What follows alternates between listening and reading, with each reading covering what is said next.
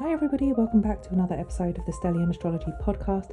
I am Stephanie James, your host, and I am the founder of StelliumAstrology.com. I teach classes for the London School of Astrology, and I used to write horoscopes for Elle magazine as well as for my website and a number of other publications as well. And we've been working through a series on the aspect patterns now actually.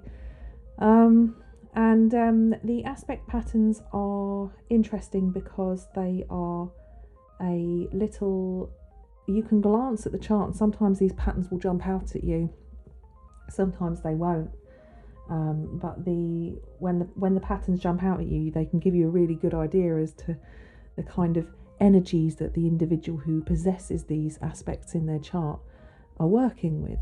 So often the hard aspects are indicated in red and the softer aspects are indicated in blue.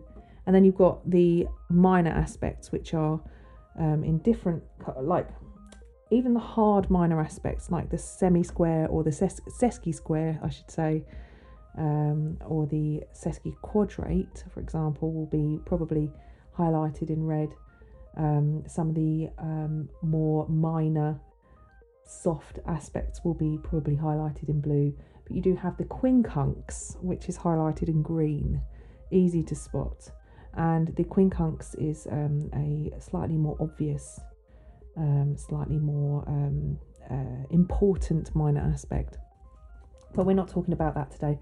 Today we're talking about the kite, which is it's like a grand trine. The kite is like a grand trine, except it's got a little hat on.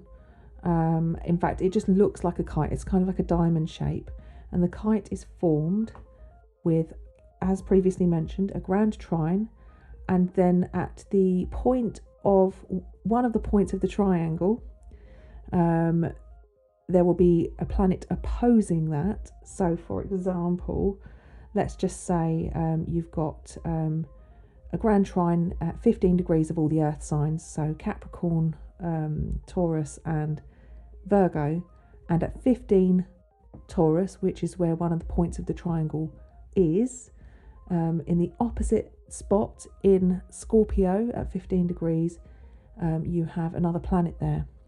So by the nature, say they're all at 15 degrees, and then you have this opposition as well, then the planet sitting in Scorpio will be sextile to two sides of the Grand Trine and will be opposite the other.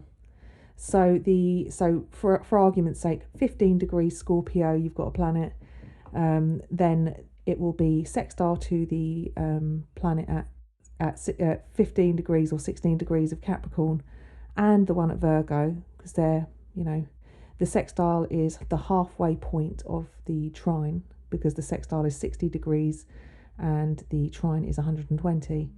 And then opposite in Taurus, you have the opposition basically. So if you can imagine that, and I always, whenever I look at a kite, I cannot help it, I always think about Mary Poppins at the end.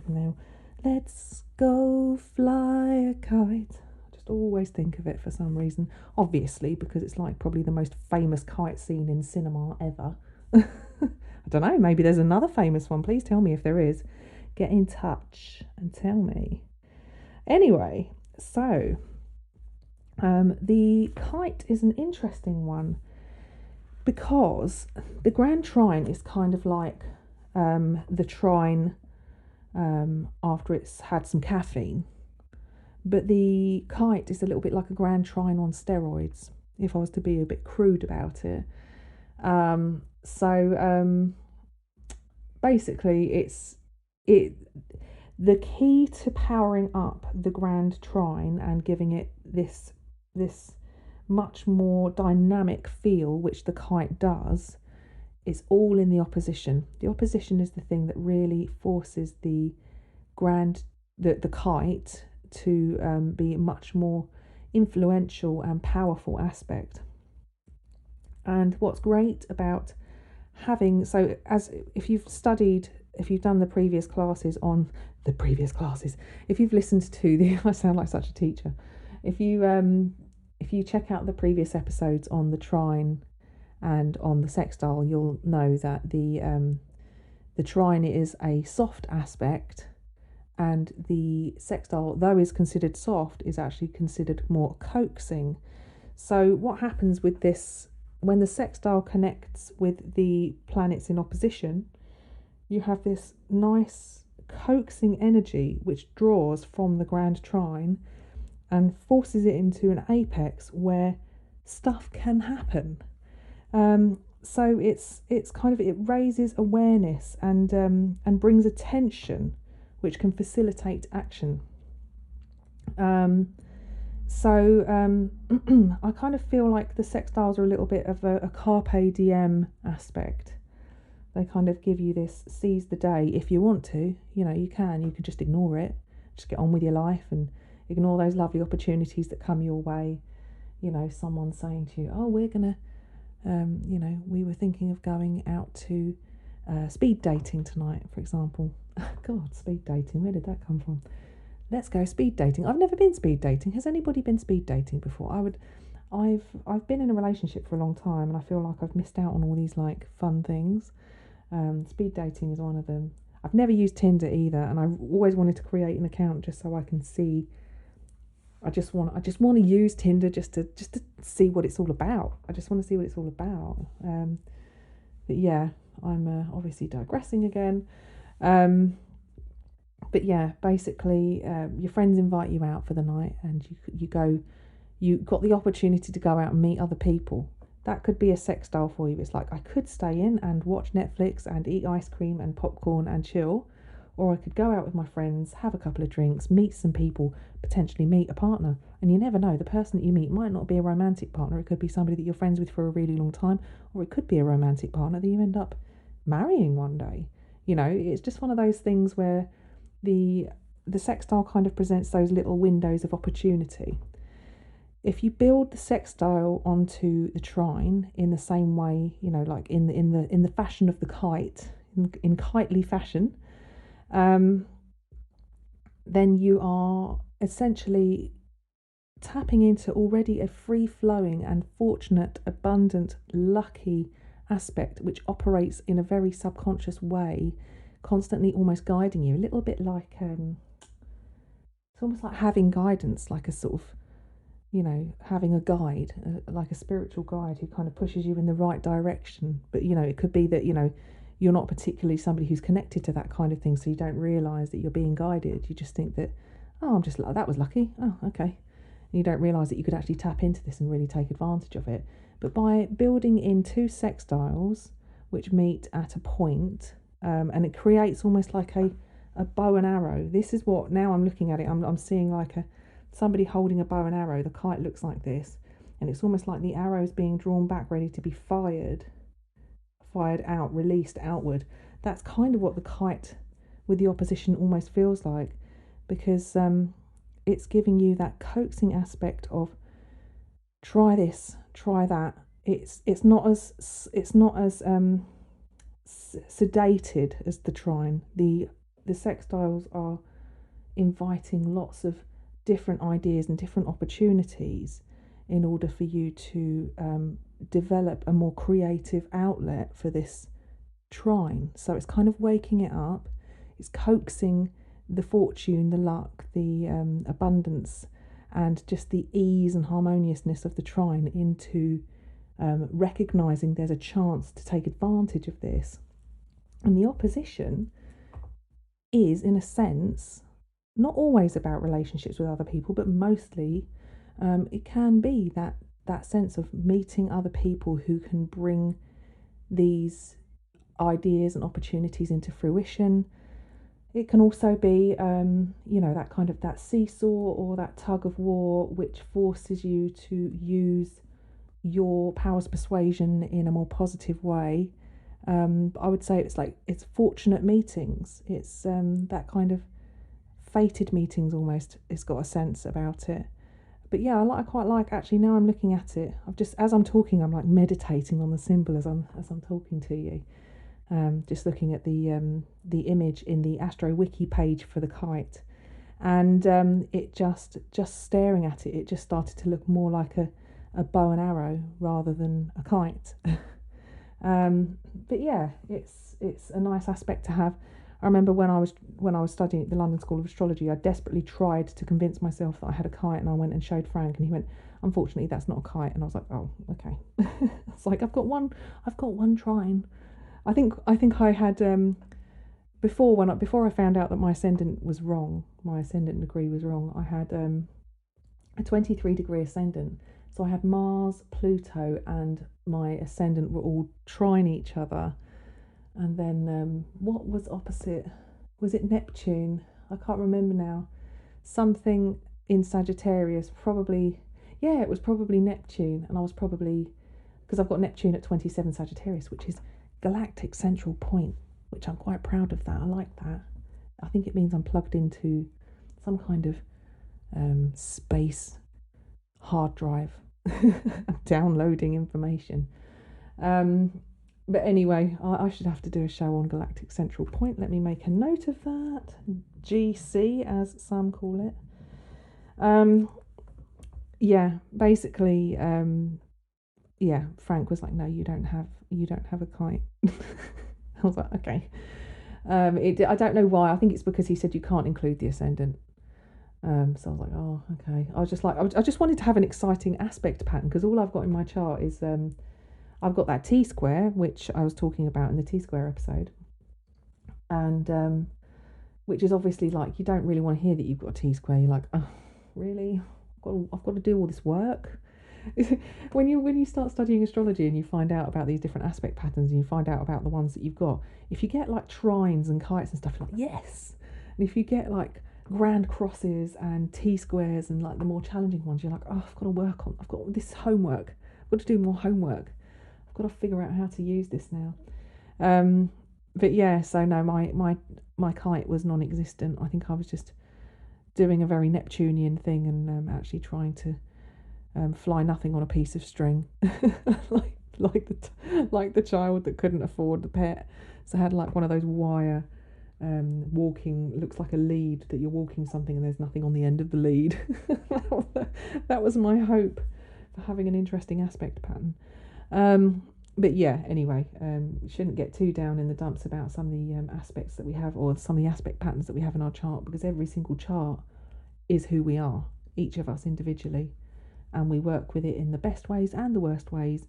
It's naturally what we do as human beings. We have good aspects and not so good aspects about our own personalities, which all kind of get revealed by the chart, or are expressed by the chart, whether or not we choose to actually express them physically.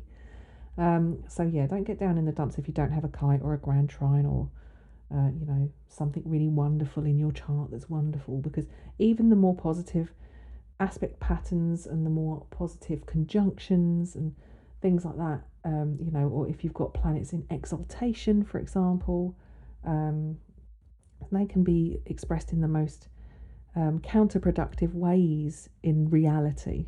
So yeah, don't get too hung up on it. But yeah, so like I was saying, the sextiles give us an opportunity to seize the kind of offers for a creative outlet for this opposition, which feeds into this Grand Trine. So it's like a nice, it's a much more conscious way of integrating the ease and the flow of the trine, the Grand Trine. And like I said before, the key to this whole aspect pattern is the opposition. The action comes from the opposition. So it might be that you have relationships which force you to recognise. You might just have natural gifts, and it could be, for example, not that this is a wonderful example, but could be, for example, something like you've always been good at music. You've always enjoyed performing in front of people. You don't get stage fright particularly, and you're really talented. You can play guitar. You've got the package basically. It might be that if you've got a Grand Trine, you just enjoy the gift and you don't do anything about it. Whereas if you had a kite, you might actually have people saying, "Why don't you apply to go on X Factor?" Not, I told you it wasn't a great example, but you know, it's like, and you know, you go on X Factor, and you might not even win X Factor. You might actually just, you know, get through a few stages, but it raises your profile enough that actually, you know, you realise that you could do more with your music, or you know, you are somebody who is eventually able to tour around, and you know, make a bit of money that way. Or it could be like in the UK, there's this guy called Ryland. I don't know what his surname is now. I can't remember, but he's like a he's kind of like a reality TV star. He went on this like modelling thing with a very famous model, page 3 model called Katie Price. Her alter ego is Jordan, and she used to be like a page 3 topless model, and she's an entrepreneur, and she's you know, always like TV shows and things like that. And he went on that, and she became really good friends with him. But he also went on X Factor, and he performed on that and proved himself as, you know, quite talented in that respect. So he didn't just have the talent of you know, didn't just have like musical talent. He was also a very likable person. He had a good personality, and he also you know, not only that, he's quite attractive. So he's kind of like a package. You know, he's kind of got the package. But you know, you could almost see that kind of that trine or kite energy as being somebody who kind of recognises that and thinks, oh, I'll just have a go and see what happens. So yeah, so not necessarily. Oh, I don't know if you can hear the noises in the background. My tummy's rumbling a little bit because I have just eaten, and also my partner's just got a new mobile phone. Oh, it's his old phone that's in here, and he's got it resting against a coaster, and it keeps buzzing because he's not switched it off, and it's being annoying. He's got his new Samsung Galaxy S21 or something, and he's just like totally in love with this new phone. Anyway, so yeah, sorry about the little noises. Now, a chart that I did look at for a kite formation was Tiffany K. Now, Tiffany, you have got in Grand Trine, you've got Pluto at 17 Scorpio, you've got Chiron at 11 Cancer, and you have the Moon at 13 Pisces, and you also happen to have a stellium in Capricorn with Uranus, Neptune, Mercury and Saturn all sitting, and actually probably, yeah, it's all sitting, I think so anyway, in opposition to that Chiron. And yeah, the moon is sextiling, it looks as though the moon is sextiling your Neptune and Mercury, and Pluto is sextiling your Mercury and your Saturn. So you've got an interesting kite, because having a stellium sitting at the bottom of the kite as well, it means it brings in so many different planets as well. So this is the thing, it doesn't have to just be single standalone planets. Your you know, your aspect patterns can be formed of like conjunctions and things like that as well. So yours happens to fall in, it's a grand water trine, and you've got this opposition from Cancer to Capricorn. So there's this dynamic kind of from cardinal water to cardinal earth, which is extremely productive and practical, that cardinal earth, which is feeding in. So all of those planets, it's like you've got a really dreamy, really visionary, and really it's a really sensitive Grand Trine, but you've got this extremely productive, tangible and practical, I don't know if I've said that already, stellium, which kind of apexes at the top of those sextiles. So actually, this is a really good, I mean, when is it not good to have a kite? But you know, there's something really productive about this. And I know I've talked about your chart before, and we've looked at that stellium as well, and we've talked about family ties and things like that. But this is somebody who could really connect. This looks like somebody who could make a living out of doing healing work and working with people who have Chiron seems to be playing in a lot of these things that I'm looking at, doesn't it? But yeah, somebody who has the ability to work with, you know, my stomach is rumbling so much. Generational healing, and helping people work on their family patterns, and like a sort of, not necessarily like a psychotherapist, but definitely somebody who could work.